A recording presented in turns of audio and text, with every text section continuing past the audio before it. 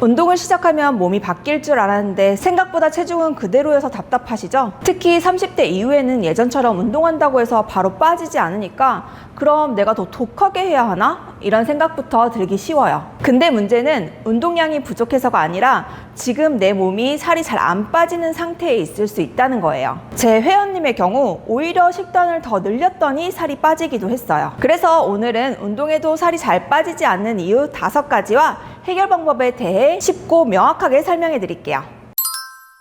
첫 번째, 잠이 부족하다.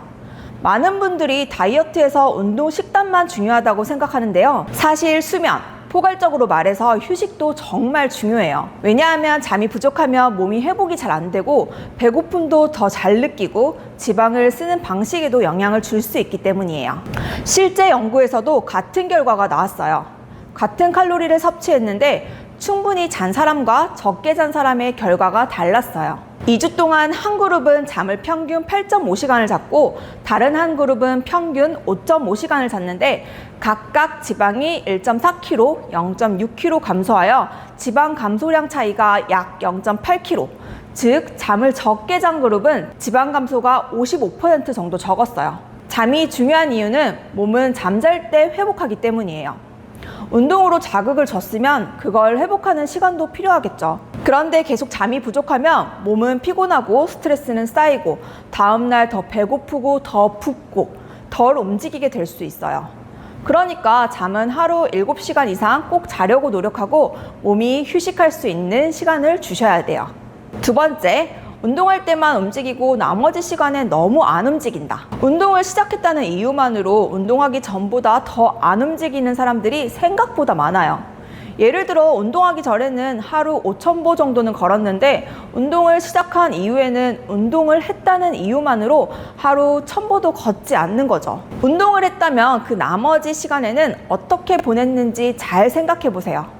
헬스장 가서 1시간 운동을 하고 그 뒤로 회사에서 계속 앉아있고 차 타고 이동하고 집에 와서 누워있고 그런 생활을 한다면 하루 전체 소비 칼로리는 운동하기 전과 차이가 없을 수 있어요. 비만한 사람은 마른 사람보다 하루 평균 약 2시간 더 앉아있다고 해요. 그리고 한 연구에서는 자세와 일상의 움직임 차이만으로 하루 약 350칼로리 차이가 날 수 있다고 제시했어요. 그러니까 운동을 했다는 이유만으로 평소 활동량을 줄이지 말고 운동을 하지 않는 시간에도 많이 움직여 주셔야 해요. 세 번째, 체중이 안 내려가도 지방은 빠지고 있을 수 있다. 이건 초보자분들이 가장 많이 오해하는 부분이에요. 일주일 했는데 왜 몸무게가 그대로지? 운동을 했는데 오히려 몸무게가 더 늘었는데? 이렇게 생각할 수 있어요. 그런데 체중계 숫자는 지방만 보여주는 게 아니에요. 우리 몸에 들어있는 물, 근육, 몸이 붓는 변화까지 전부 합쳐서 보여져요. 특히 운동을 처음 시작하거나 근력 운동을 하면 근육이 회복하는 과정에서 몸에 물이 조금 더 저장될 수 있어요. 그래서 지방은 조금씩 줄고 있는데 체중계 숫자는 그대로이거나 잠깐 올라갈 수 있다는 거예요. 이럴 때 많은 분들이 나는 운동해도 소용없네 하고 포기해버리는데 사실은 그 반대일 수도 있어요. 몸은 바뀌고 있는데 체중계는 못 알아차리는 거죠. 그래서 체중계만 보지 말고 허리둘레, 거울로 보는 몸 라인, 즉 눈바디, 같은 옷을 입었을 때의 핏을 같이 보며 숫자에 너무 흔들리지 않는 게 중요해요. 숫자가 너무 신경 쓰인다면 한 달 정도는 몸무게를 재보지 않는 것도 도움이 될 수 있어요. 네 번째, 너무 적게 먹는다. 살을 빼야 하니까 무조건 적게 먹어야 한다고 생각하는 분들 많죠? 물론 살을 빼려면 먹는 양의 조절이 필요해요. 그런데 문제는 너무 적게 먹는다는 거예요. 적게 먹으면 처음에는 빠질 수 있어요. 그런데 시간이 지나면 기운은 없고 운동도 힘들고 집에 오면 너무 배고파서 폭식하고 평소보다 더 안 움직이게 돼요. 그리고 몸도 지금 에너지가 너무 부족하네 라고 느끼면 아껴 쓰는 방향으로 적응할 수 있어요. 쉽게 말하면 내 몸이 절전 모드처럼 바뀌는 거예요. 연구들에서도 칼로리 제한이 심해질수록 에너지 소비가 예상보다 더 떨어지는 이른바 대사 적응 현상이 나타난다고 보고했어요. 실제로 여러 회원님의 식단을 보고 너무 적게 드셨는데도 몸무게가 생각만큼 빠지지 않는다면 2, 3일 정도 탄수화물 양을 평소보다 2배 더 늘려보라고 했어요. 그랬더니 처음에는 몸무게가 늘었지만 갑자기 확 빠지기 시작하면서 정체기를 뚫고 한 회원님의 경우에는 일주일 만에 2kg이 훅 빠지더라고요. 이렇게 되는 이유는 너무 적게 먹는 상태가 오래가면 몸이 에너지를 아끼려고 활동량이나 대사 반응을 낮춰요. 이때 탄수화물을 잠깐 늘려주면 몸에 저장된 에너지와 글리코겐이 채워지고 운동 퍼포먼스와 회복이 좋아지면서 몸이 다시 빠질 수 있는 상태로 돌아오는 거죠. 처음엔 탄수화물과 함께 물이 들어와서 체중이 잠깐 늘 수 있지만 이후 몸에 스트레스가 줄고 정체됐던 체중이 다시 내려가요.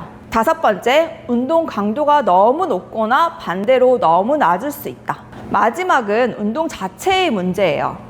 운동 강도가 너무 낮으면 당연히 몸에 주는 자극이 부족해요. 이로 인해서 매일 운동을 한다고 해도 살이 빠지지 않는 거죠.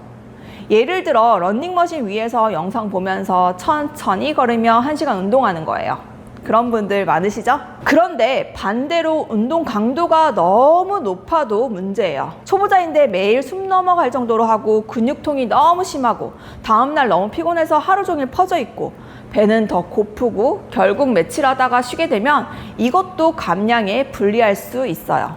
운동은 무조건 세게 하는 게 좋은 게 아니라 내가 회복할 수 있는 강도 그리고 꾸준히 할 수 있는 강도가 중요한 거죠. 그런데 초보자의 경우 나에게 맞는 운동 강도 찾기가 생각보다 힘들어요. 그래서 많은 분들이 PT를 받는 거고요. 만약 PT를 받을 수 없다면 유산소 운동, 즉 러닝머신이나 사이클 같은 건 스마트워치를 이용해서 강도를 어느 정도 찾을 수 있어요.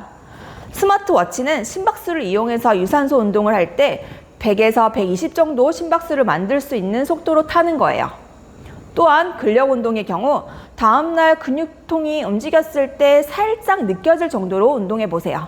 만약 근육통이 없다면 조금 더 무게나 세트 수를 늘리고 근육통이 너무 심하다면 무게나 세트 수를 낮추는 거죠. 결국 중요한 건 무조건 더 빡세게 하는 게 아니에요. 내 몸이 왜 안 빠지고 있는지 알고 그 원인에 맞게 바꾸는 게 훨씬 중요해요. 위에서 말한 원인들 중 내가 지금 지키지 못하는 것이 있다면 하나씩 점검해 보면서 바꿔보세요. 이상 지민 트레이너였습니다. 안녕히 계세요.